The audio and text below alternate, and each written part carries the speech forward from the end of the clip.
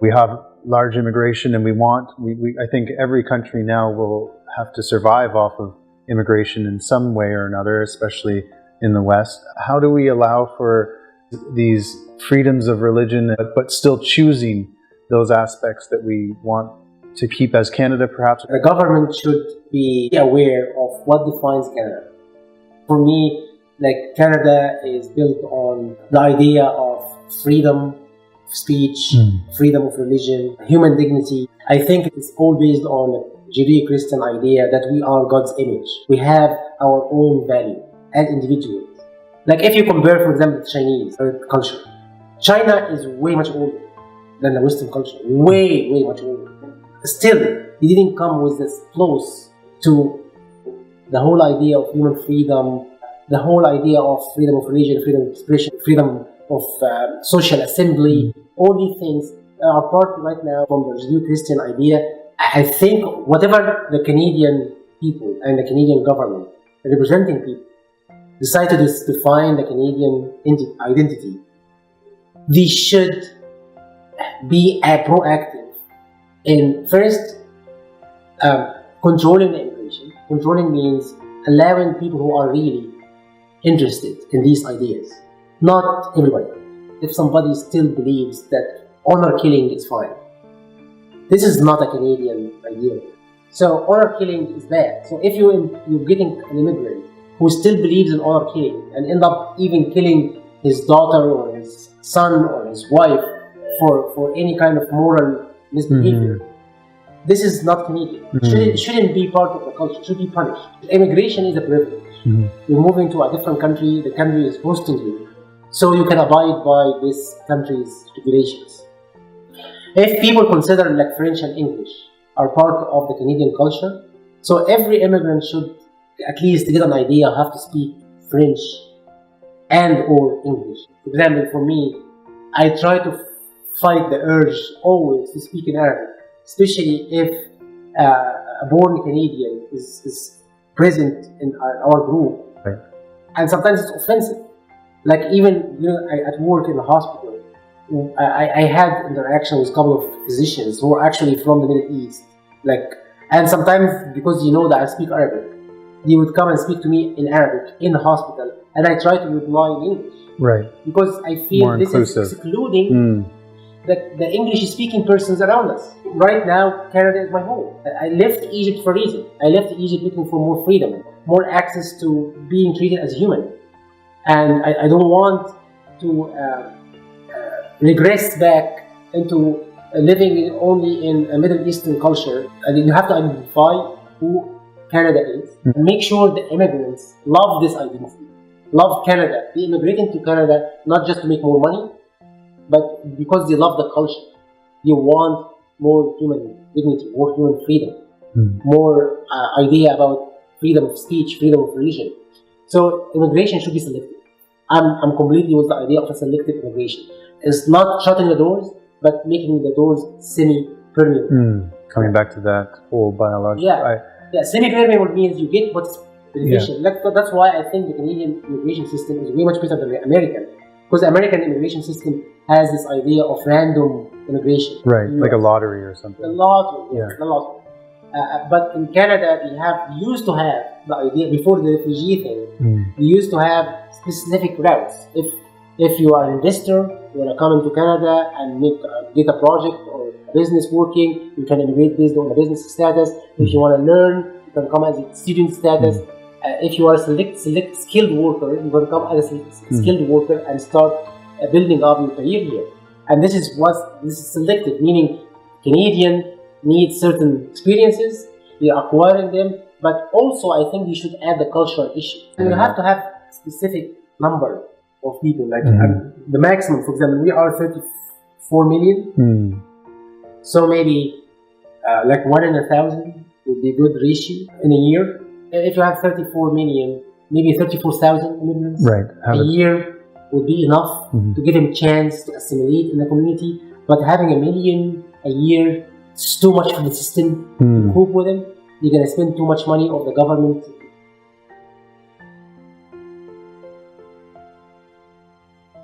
You know, in biology as well, before I forget, we have what we call biological phenomena. When you have too many cells immigrating from one place in the body to another place, it's a community effect. It's called the community effect. So in development, in the embryo, you have gonads. Gonads become either testicles or ovaries, and you have a community effect. If one certain gene starts on in a male, becomes forming certain type of cells, and when you have enough number of these cells, you form testicles. Okay. So this is a community effect. If you have less of these cells, they form an ovary.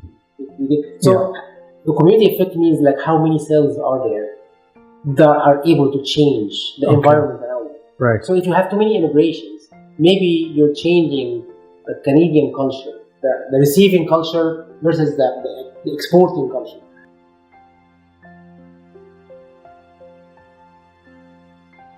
Just to bring it back into, again, we always see government as human invention. This idea that we've come together and we've made these agreements in a certain value, perhaps.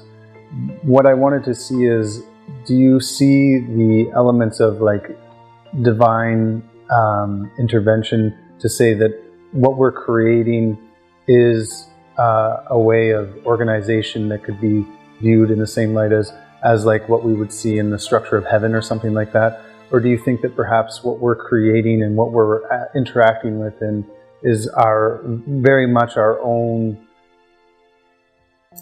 construction?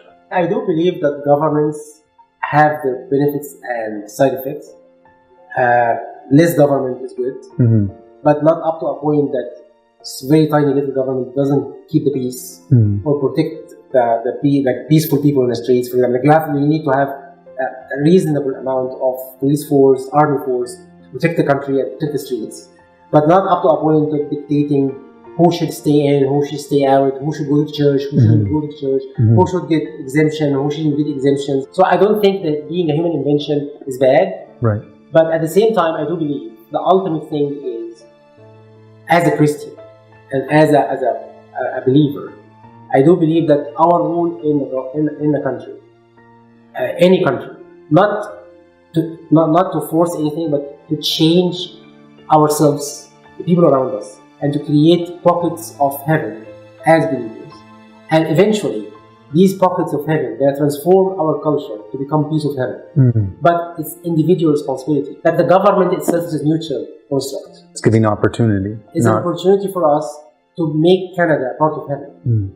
It all comes down to individual responsibility. Comes back to our first, when we talk about your circle of influence, when you start as taking care of yourself, taking care of your family. Right. So the more you become in alignment with your divine spirit, the Christ within, the more you're going to spread light and create pockets of light in your community.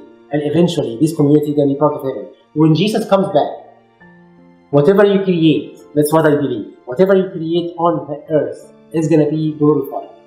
Whatever you create as a divine spark around you. That's actually one of Paul's teaching in one of his letters. He said, whatever you do in your real life, your daily life, is going to be tested at the end in the light of the Holy Spirit. And you're going to see if it's worthy to be part of the kingdom or not worthy to be part of the kingdom. It's going to be, if it's not worthy, it's going to be burned with fire. Almost. It's going to be consumed. If you build with gold and silver, it's going to remain. If you build with straw and wood, it's going to be burned out. But whatever stays is going to be part of the kingdom. So if you're going to be saved. He said, like, if you're a believer and you're building with straw and wood, at the end of the day, your works are going to be burned out and you're going to be saved. You're going to be fine. But you're not going to be building anything for the kingdom. Right. But eventually, if you're building really good stuff, you're building human beings, you're helping the sick, the needy, the widows, you're helping the poor, you're creating pockets of light around you all the way. That's the structure. That's the structure of gold and silver. Eventually, it's going to stand at the end of time. Interesting.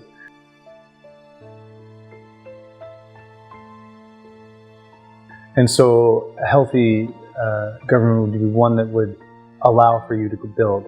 Now, the idea of freedom, right? People can build horrible things, right? That's I always hear that question of like, well, if there's a God, why is there evil and stuff like this? And it's that same giving the opportunity to choose. Yeah. And then, but actually, then suffering and evil might need a whole a whole podcast for it. We could do that one again. Yeah. But I guess in turning, I guess what we really I feel like we discovered is more of the reliance is on your own self. You're the one that's choosing to create your own government inside your mind, but not just to rely on that, to still keep a center point inside that your ego can move around. You need something there. You need something that basically in the center to keep you one, to keep you working actively, spreading light in the world. This is one of Jesus' famous saying: "You are the light of the world. You are the salt of the earth." Light means every one of us has like this divinity spark, like a flash of light inside us. And the more you let it open up, this is your center, the more it's going to be shining through you into your community. And you're becoming a beacon of light to your family, to your small community, to your city. Unfortunately, this is only can happen when you have a divine spark and you have freedom. Because if you don't have freedom, you want to do good for people, but the government is asking you to have a license. Right. To help the homeless, you go and help them. They say, well, you have to have a permission from the government to get into the homeless shelter and help out. Okay? And you go in to get the license, you apply, but you're still waiting.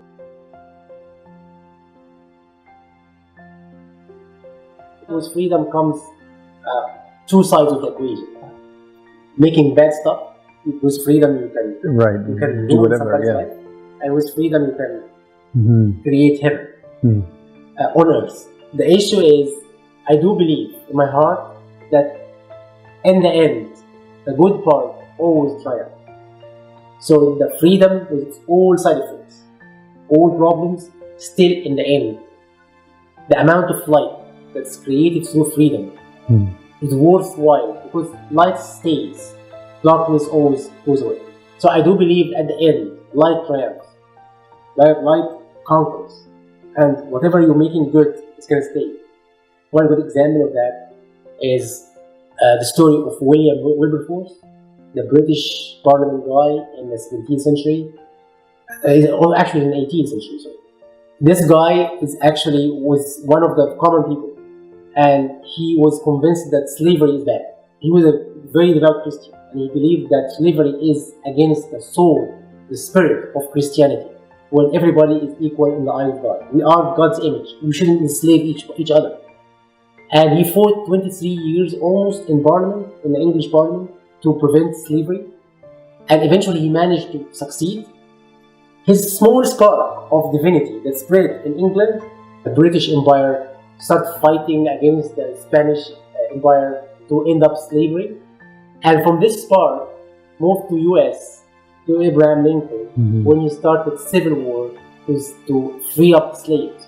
And that the transition happened through evangelicals in the US, when they actually started printing newspapers against slavery long before Abraham Lincoln started the whole Civil War and ended up freeing slaves.